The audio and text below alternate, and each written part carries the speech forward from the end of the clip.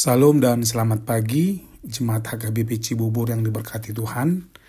Hari ini Jumat 5 Juli 2024. Sebelum kita menjalani satu hari ini, apapun aktivitas kita, dan apapun dimanapun kita berada saat ini, marilah kita sisihkan waktu kita sejenak untuk mendengarkan firman Tuhan yang akan menjadi kekuatan dan semangat bagi kita. Karena dengan firman-Nya kita yakin Tuhan ada bersama kita dalam setiap perjalanan waktu kita dalam satu hari ini.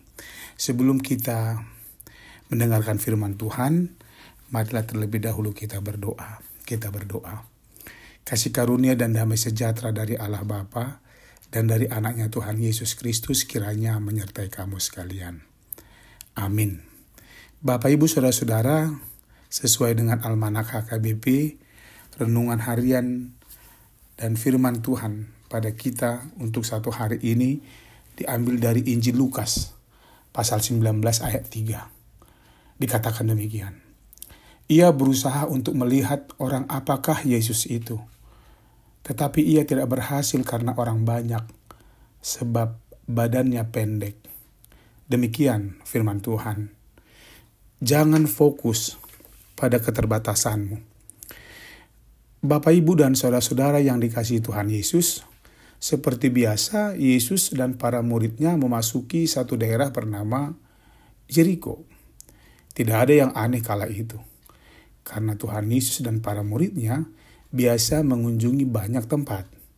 Dan tidak ada yang istimewa karena pada setiap Tuhan Yesus dan para muridnya mengunjungi banyak tempat, tidak selalu disambut dengan acara khusus.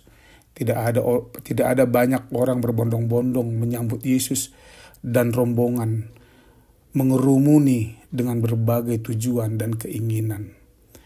Ada yang ingin disembuhkan, ada yang ingin memberitahukan yang dialaminya, ada yang ingin melihat mukjizat apa yang akan diperbuat Tuhan Yesus dengan kedatangannya.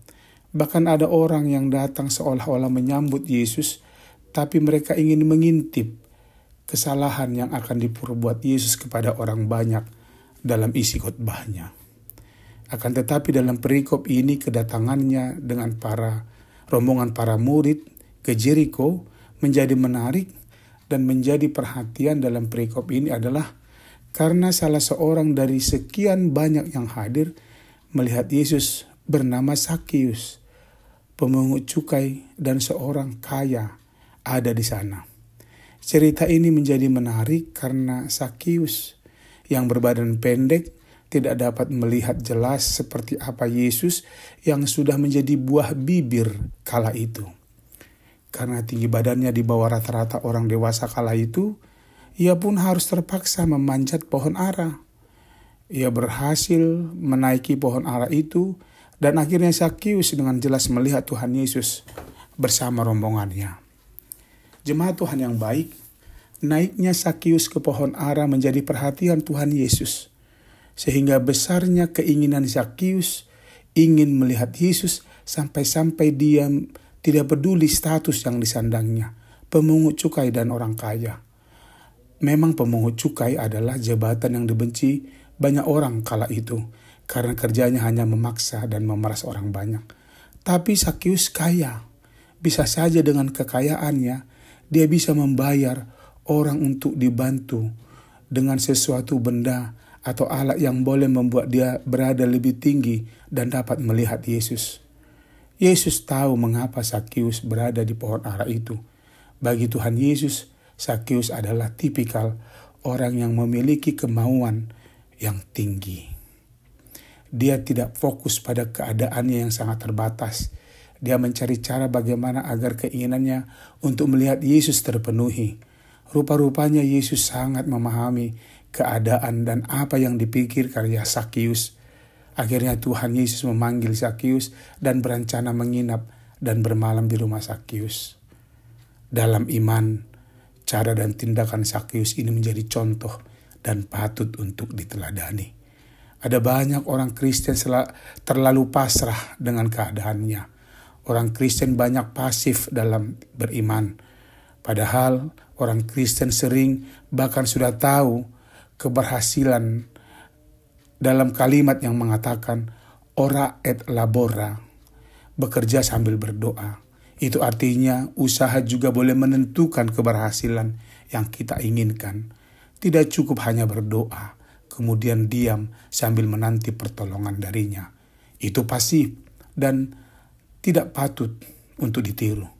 Berusahalah dengan apa yang sudah kita miliki.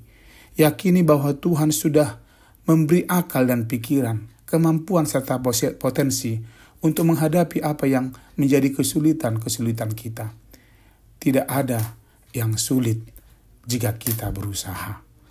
Dan Tuhan pasti memberkati dan memberi jalan keluar orang yang berusaha.